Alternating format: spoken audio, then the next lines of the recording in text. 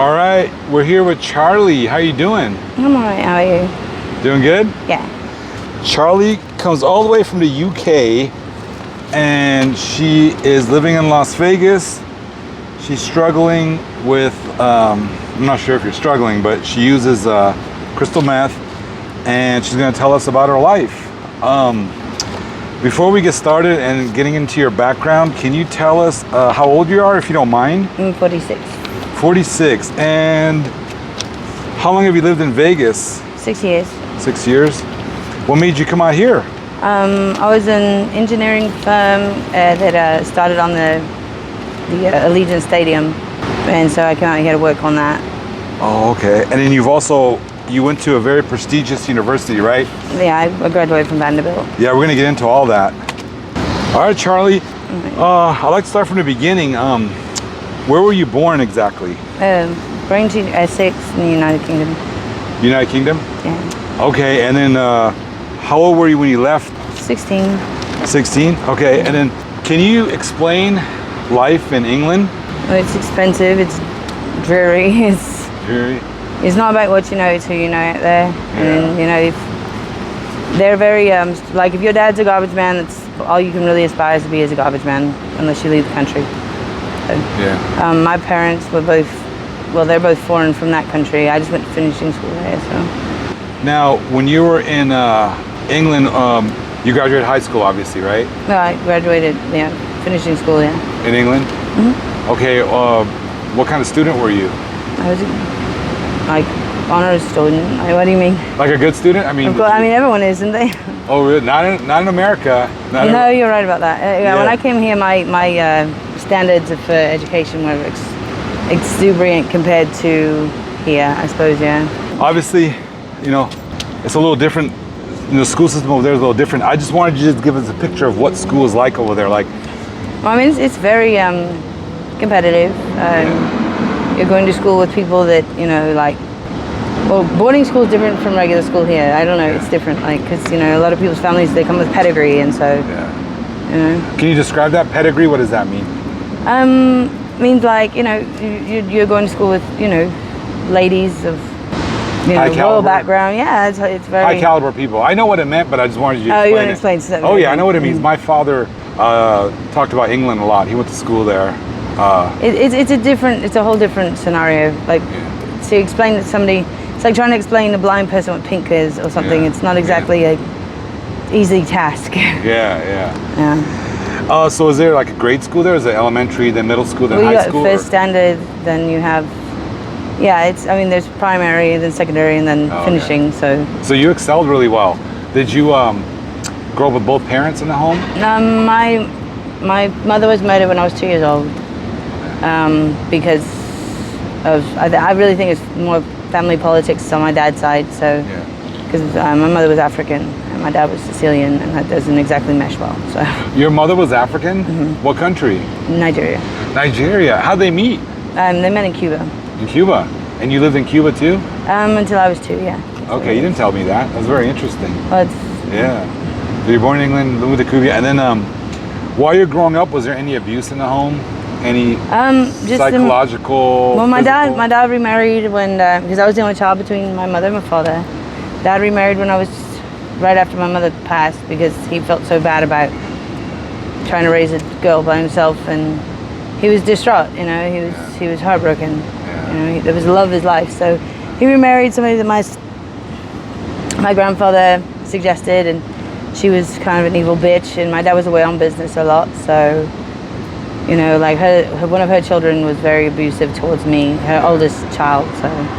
No sexual abuse growing up? Oh, yeah, from when I was 3 until I was 11 on a daily basis. So. On a daily? Who did that to you?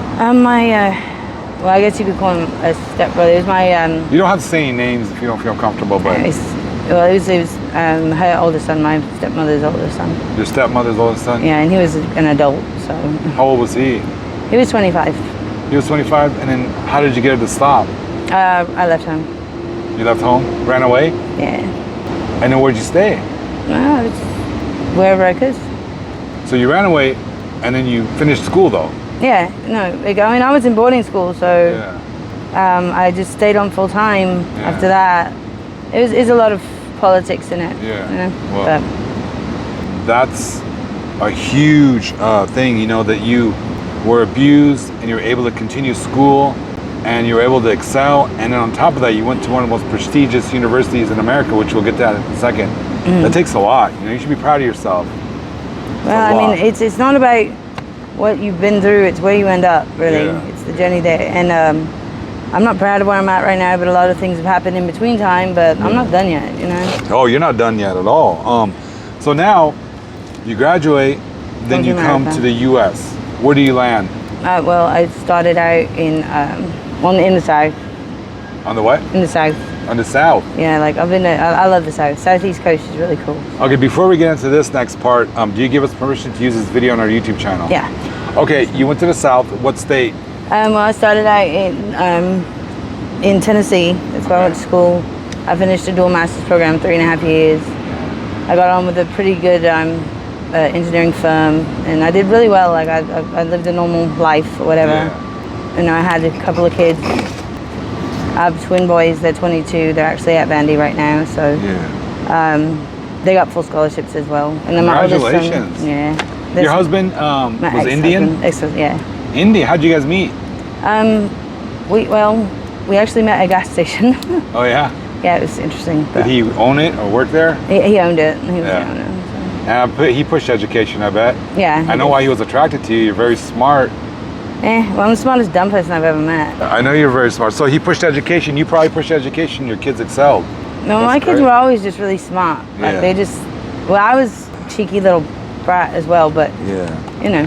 Okay, so you were married in Tennessee. You finished school. You had kids. When was the first time you dabbled into drugs?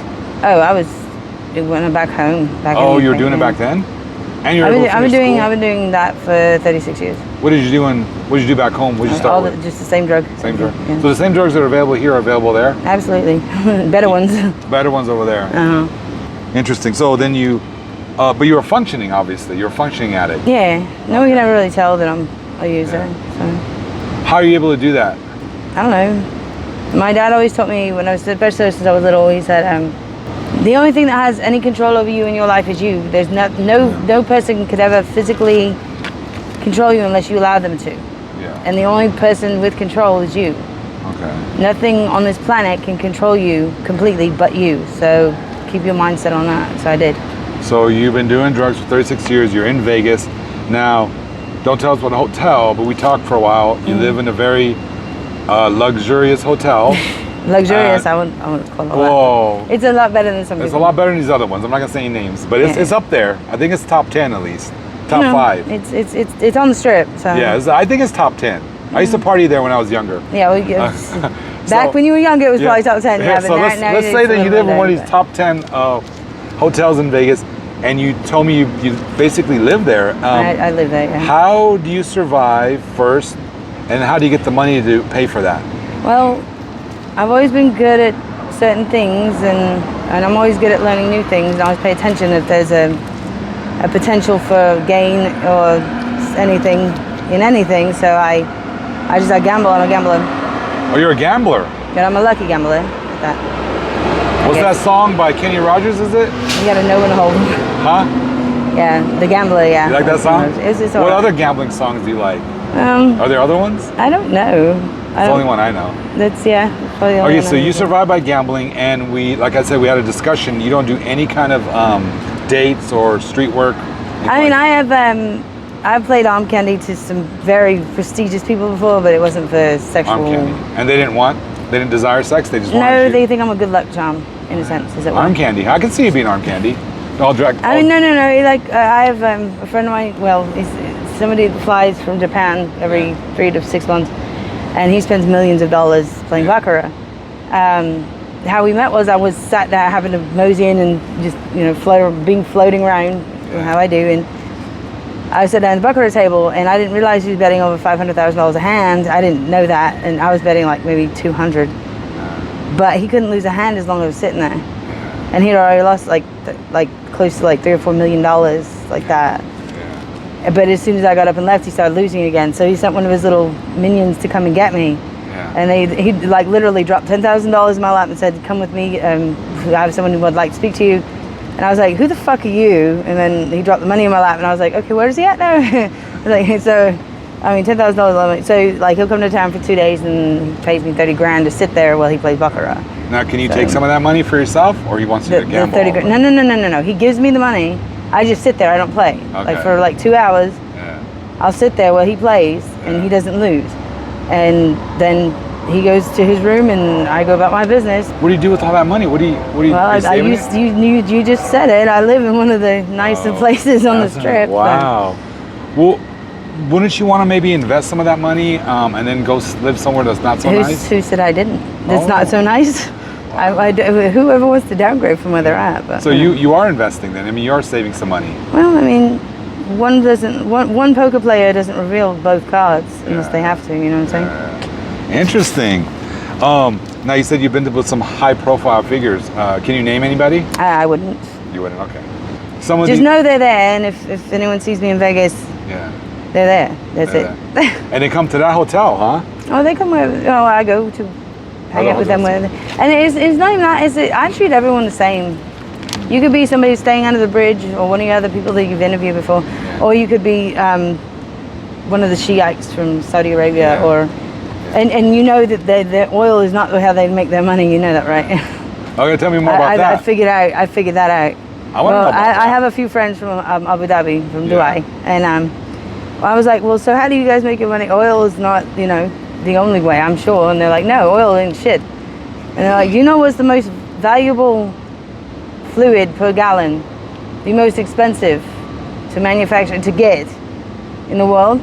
And I was like, no, what is it? And they're like, scorpion venom. I'm like, scorpion venom? And he's like, yeah. It's $39 million a gallon. Wow. And I was like, well, wouldn't that take quite a few scorpions? And he said, I live in the middle of a fucking desert. How many do you... And I own them all, so yes. Scorpion venom. $39 million a gallon. I'm going to look into that. Yeah. It takes, quite some time, I'm sure, to get that much, but $39 million isn't bad. I mean, if it takes a year to get a gallon, I mean, 39 million is 39 million, regardless how you look at it. So you live in a socialite life. Well, how long have you been living this way? Probably like 4 or 5 years, I suppose. 4 or 5. So you're having fun. I don't know if you would call it fun. Yeah. I don't know what you would call it, but now it's living. It's better than others. Now let's talk about the dark side of Vegas. I know you don't live by the tunnels, but I did meet you by the tunnels. Well, technically, yeah. Yeah. So what's going on there? Like, do you just go there to pick up drugs? Yeah. Well, I mean, when in times that are of desperation, yeah. Yeah. Because that's where when you can find it. Yeah, that's a guaranteed spot. Mm-hmm. What how much do you spend a day, you think, on drugs? Normally I don't, but not that much if I do. It's only like the people I run with, they have, and it's easily accessible. Okay. Maybe $20, $30. Oh, that's it? Our drugs are cheap here. Yeah. Well, for locals they're cheap. For tourists they're outrageously expensive. But yeah. So you get your drugs, and then can you describe a typical day from when you wake up to on a hot day when you're gonna have, you're gonna meet some nice people, some rich people. Like, what do you do when you wake up till you fall asleep? I don't plan anything anymore. Yeah. Anytime you make plans, they don't go the way they're supposed to anyway. Okay. Well, I mean, it just depends. Like, I just hope for the best and go with it.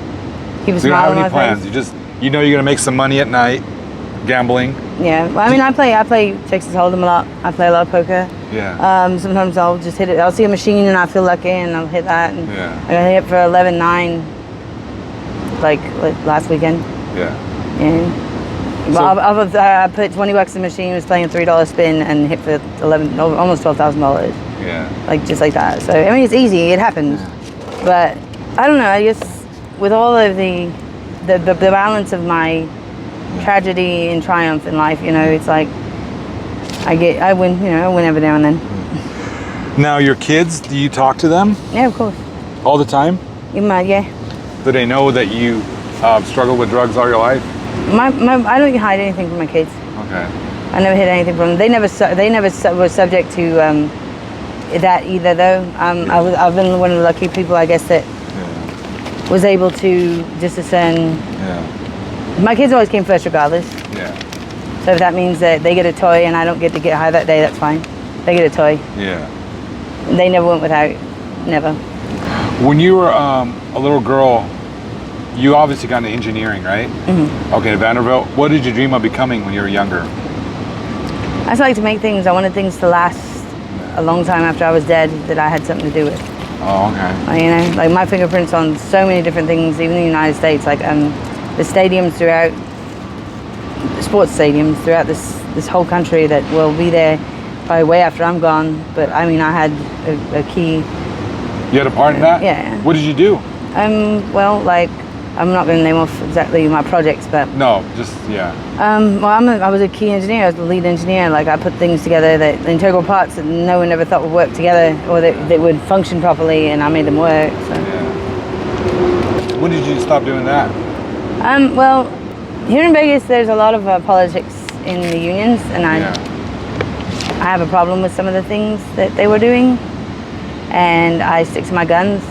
I don't fold for anybody, no matter how much money's involved in it. So I got sanctioned and furloughed for quite a long time, and your career ended. It didn't end. It didn't No, end. it didn't, It's on hiatus. Yeah. Would you like to go back? Oh, I will. Oh, you will. Okay. Yeah. It's just that I wasn't willing to lose my life behind something simple and stupid. Yeah. But I told the truth, and that was my problem. What's the hardest thing about your life right now? I don't know. Trying to find a purpose. You know, when your kids are older and they're not around as much, and then you know that everyone's there for a reason and not for a purpose. You just see the ugly of life a lot this way. What do you think is stopping you from going back to your job, or just getting out of this lifestyle and getting off wanting drugs? to or not? That's basically Yeah. Have you ever been to rehab? Nope. Never. Nope. What's the longest period of sobriety you had? The longest period was probably like 5.5, 6 months when I was pregnant with my kids. And that's it. And then that's it? Yeah, when I find out I'm pregnant, I stop, but that's it. It's not easy, but I do it. Do you think you've built a tolerance over the years? Absolutely. You need more of the drug, right? No. I don't know. I think it's the habit of doing the habit now. Of having the habit. I don't know. Would you like to quit one day? Completely? Maybe. I mean, I don't know. I don't remember what it's like not to be, so. Yeah, 36 years. Yeah, I don't know. I don't even know if it's getting high anymore. I think it's just the habit of the habit. Yeah. Perhaps. What would happen if you... Have you ever been to jail, first of all? Oh, yeah. I mean, You have been who in jail? hasn't? Yeah. What's the longest? It was a lengthy period, but I was getting high in there too, so. You were getting... That's what I was going to ask you. Yeah, I was in federal prison. So Drugs are... in federal prison. Okay. What are the withdrawals like for... There's not any, really. Yeah. Just tired, cranky, eat a lot. This channel is about prevention through awareness. So can you advise a young person wanting to get into, using drugs or... I would beat the bash out of them. What do you think? I would never tell somebody to go use drugs. I mean, like people that, for instance, like people that shoot up. Okay, so anyone who's willing to allow, to try to put that kind of monkey on someone's back is fucking fucked. Yeah.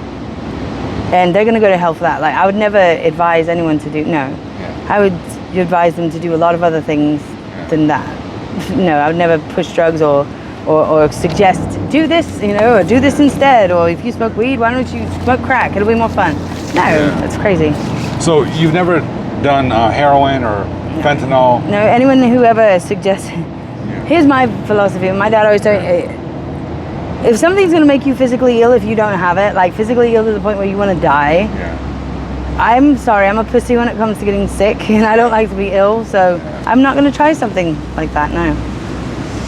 No, it's never been my, You think if you had a different upbringing? I do.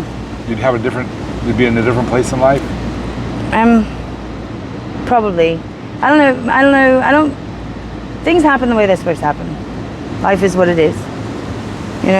People die, you lose things. It's all subject to, whatever cosmos feels that way, that day, period. So it is what it is. So what's the best thing about your life right now? I have it. What is it? I have it. You have it. Life. You have everything. As long as you're living, it's another day to do better. You're very smart. In your opinion, why can't this continue though? The drug use? forever. Because, you know, shit, nothing lasts forever. Yeah. So you got to quit soon, or one of these days. Yeah, Right? one of these days, yeah, absolutely. Do you have a plan? Nope. Honestly, no. And I'm not trying to preach to you or anything, okay? Have you ever thought about NA? I went to that, was court ordered though, but that was the place to get better drugs. That's what they say, but if you follow the program, do you know a lot about the program? Yeah. Okay, so I'm not going to preach to you, but it's available to you. Yeah. I mean, I've got some other things I'd rather not discuss at this moment going on in my life, but, you know, like I've got younger kids and I'm trying to get back, so yeah, things do have to change. How many kids do you have? 5 altogether. Okay, I thought it was, okay, 5 kids. How young are the younger ones? 2 and 6 months. Okay, so you want to get back in their lives. No, I want my kids back. Okay. Absolutely. That's the only time I've ever tried to really quit doing anything, just to try to get them back. And because of that reason, it's making me do more drugs, I guess you could say, in a sense, because they're really doing me dirty with the court systems, because the CPS people here, they don't try to help you. I mean, especially if you've got cute kids and young babies, people want to adopt them. If they try to, my CPS worker wouldn't have anything to do with me at all. Like, it took me 4 days to figure out who she was, you know, and I had to find out for myself. No one tried to call me or email me, and I left messages, notes, all that. But, yeah. So your priority is your kids. Yeah. Charlie, what's the most cherished memory you have as a child? As a child? Yeah. I don't really have any cherished childhood memories. Yeah. They've all been kind of messed up, but What kind of music did you listen to when you were younger? When you were a kid? oh, come on, the Beatles. The Beatles? Yeah? Yeah, the Who. You like Queen? Oh, I love Queen. Queen was good. Yeah, Queen's good. What's your favorite food? My favorite food, probably, I like Indian food. I like ethnic food. I love Indian food. You know what is a good place? Right across from the Stratosphere, Circus, there's like a little shopping center. Yeah, That's the bistro. my favorite because it has cuisine from Pakistan, mix of Afghanistan and Indian food. Yeah, they have a fusion. I know. That's my favorite place. place. I know. And they have like masala dosas. I like masala too. It's I like very good. chicken masala. Yeah, I like the chicken tikka masala, chicken biryani, the butter chicken. Oh, you know the foods, yeah. There's a huge Indian population in England. Yes, there is huge. But we all sound the same. What's your favorite movie of all time? The Pest by John Leguizamo. The Pest? Yes. Never seen it. It's funny. It's really funny. What's your favorite song of all time? November Rain by Guns N' Roses. That is a great song. It's my mom's favorite song. The video was amazing. And then, more this era, there's an artist named Dax, and it's called Dear Alcohol. Okay. And the extended version of that song, it's like 18 minutes long, but it's incredible because what he was every person that the song touched them somehow, he had them send in there a hook to the song, and he blended it all together. It's a really, really, really good job. Okay. And the mastering of that song is really incredible. So listen, do you have a email account you can share with us?